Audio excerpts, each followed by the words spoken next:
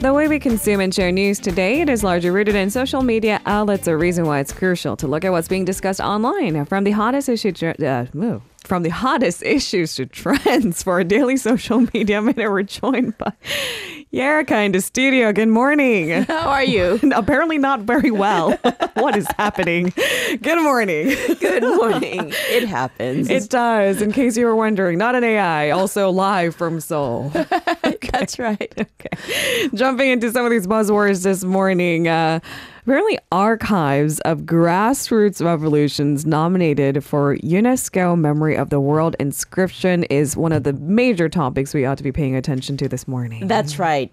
So 2 historical archives of Korea's grassroots revolutions, which are seen as having set milestones for the democratization of Korea, have been nominated as heritage documents to be inscribed on UNESCO's Memory of the World. They include the archives of the April 19th Revolution in 1960 and the archives of the Donghak Peasant Revolution of 1894. In case you don't have maybe the historical context, these were 2 of the most politically turbulent moments in Korean history. Can you tell us about maybe the key criteria the evaluation of the submissions are based on? Sure. So the archival records were recognized for, one, their extensive portrayal and 2, their vivid portrayal of these 2 events. The recognition was made at the 14th International Advisory Committee of the UNESCO Memory of the World. It convened back in March. The announcement of the nomination, however, was made on Friday. This is according to the Cultural Heritage Administration. The IAC evaluates the submission based on 3 different criteria: authenticity, integrity, and world significance. And this year, a total of 68 submissions were nominated among the 88 total submissions. I can't imagine the headache the IAC faces. How do you go about judging it's something based on authenticity, integrity, and world significance? Integrity being kind of difficult, right? Right. All right, let's talk about the archives. You mentioned 2, the April 19th Revolution, 1960, and then the archives of the Donghak Peasant Revolution, 1894. You mentioned it must be a headache for the IAC to go through these evaluations. 88 submissions, that's quite a lot. And the April 19th Revolution, the archives of that event include a total of 1,302 documented materials that cover the social background and development of the revolution, leading to the downfall of former Korean President Lee Seung-man, who held office from 1948 to 1960. The second one, the archives of the Donghak Peasant Revolution, refer to a collection of some 185 documents that depict the uprising against corruption in the ruling class, as well as foreign powers' encroachment on Korea. So the public, they were basically calling for a more just and equal society. Now, both of these archives serve as a reservoir of memories of moments in Korean history.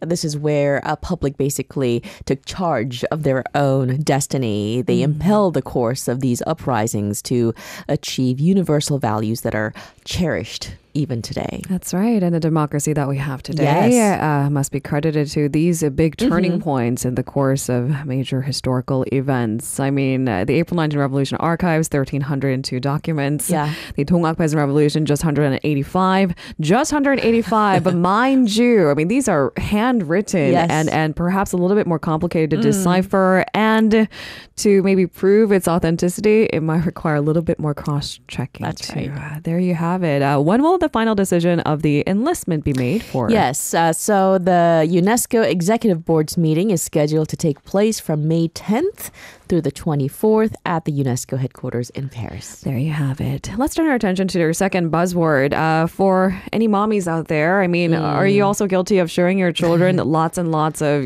streamed videos to keep them maybe occupied at the dinner table?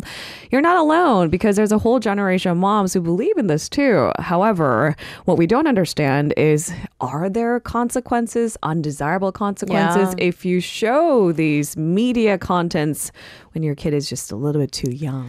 That's right. So just over the weekend at my restaurant, we had a family come to have dinner. It was the wife's birthday, and they had two twins. Oh, wow. I think they were like aged 5, and not a peep from them. Over the course of 2 hours, they were eating their dinner. And they were so quiet. And the reason was because these twins each had a tablet placed in front of them.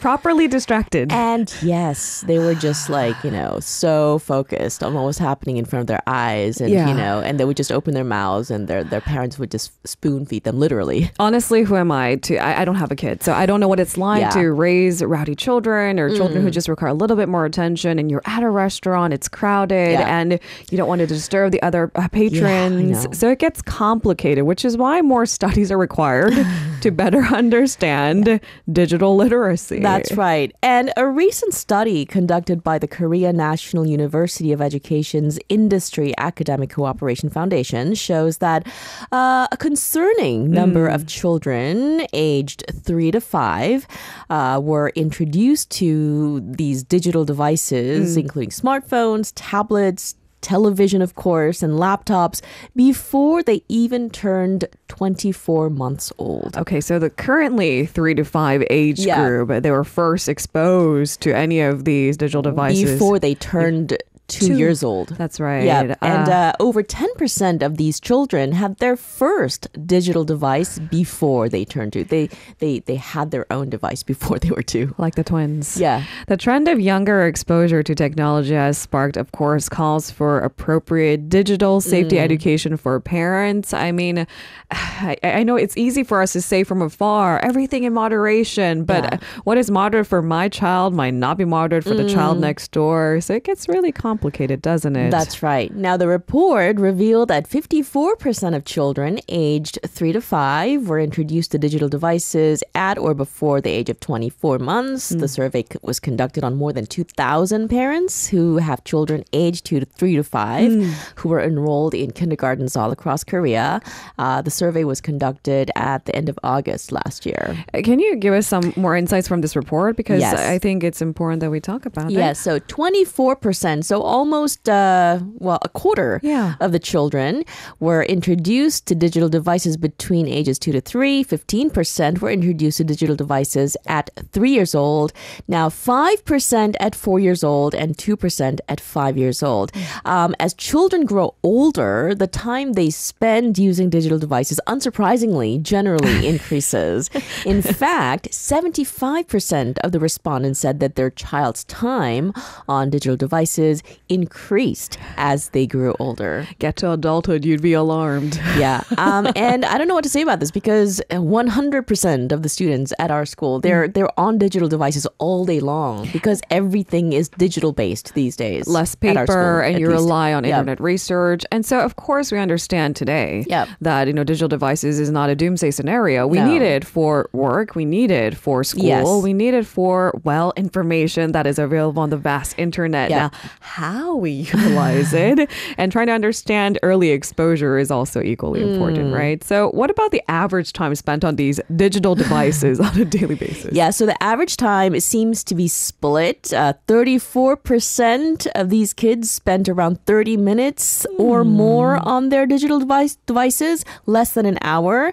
33% spent an hour or more, but less than 2 hours a day. Okay, so it is kind of evenly split then, somewhere between 30 minutes to even up to 2 hours. That's right. Do parents set rules for their kids when it comes to device usage? Most of them do. They try anyway. They try. 76% of the parents said they do set rules, but the remaining 24% said they did not set any rules at all. Or maybe they set the rules and it just wasn't effective. Oh, just ignored completely. Right. Now, the report also just suggests that parents do have concerns about the harmful and developmental effects of digital device use in infants and toddlers, but they do need help in regulating device use in their children. I realize no means no just doesn't work anymore. No. It worked on me. I'm a little bit... Same here. Worked really well on me. I was such a good kid.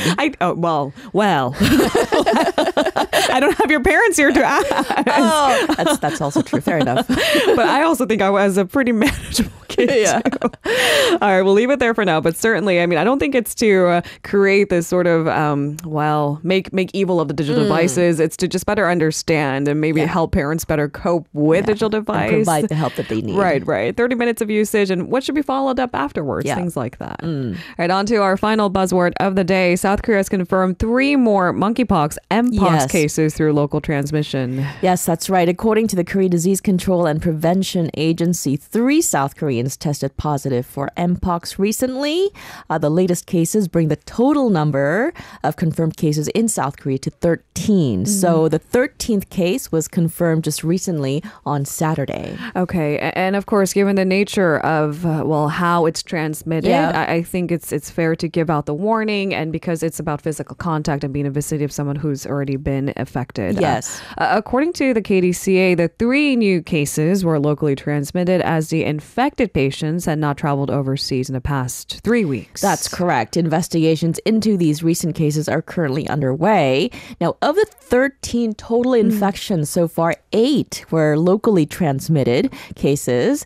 All 8 recently infected cases were unrelated to overseas travel. So concerns are naturally growing over a massive mpox surge here in South Korea. But I mean, I do think we need to manage expectations. It's not like COVID. And even the transmission process is a little bit different. Health authorities are advising the public to be extra careful about skin-to-skin contact, especially when it comes to strangers. That's right. The mpox virus spreads through close personal contact with an infected person through contact with their blisters, saliva, or other infected bodily fluids.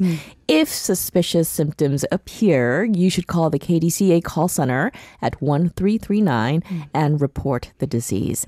Of course, with any disease, a lack of awareness and knowledge is considered to be one of the major barriers to diagnosis. So the agency plans to publish a booklet on how to diagnose mpox and to distribute it to medical institutions here. Okay, because the memory of COVID is pretty fresh and it's still going. I guess it does raise blaring red flags for the public. Should we be as concerned? No, the public, the experts say, do not need to be overly anxious over a massive mpox surge because the risk of transmission of mpox in the general population is relatively low. Okay. Yeah. Okay. So just be aware because there are outwardly signs. Like you said, the blisters are pretty hard to not see. Yeah, some of the symptoms include fever, headache, muscle aches, swollen glands, chills, a rash, and skin lesions filled with fluid. Transmission is also possible indirectly, apparently, through contact with objects that have been in contact with an infected person, such as clothing, bedding, and towels that they have used. Okay, so in that sense, you should treat it like a cold if you're in the house with somebody who has mpox. Okay, and I think washing our hands vigilantly, that's a good start. I use alcohol wipes for everything to this day, and that's a habit I'm not ditching for a long time. I still wash my hands religiously, multiple times a day. And the thing is, it's really simple. We learned this as a kid, right? Stick with it. Thank you so much, Erica. Have a great day. See you tomorrow. If you're listening to our program using the podcast service, just a reminder that we do go live Monday through Friday, 7 a.m. Korea Standard Time. So tune in and help us make the show more informative by giving us your input. See you bright and early on Good Morning Seoul.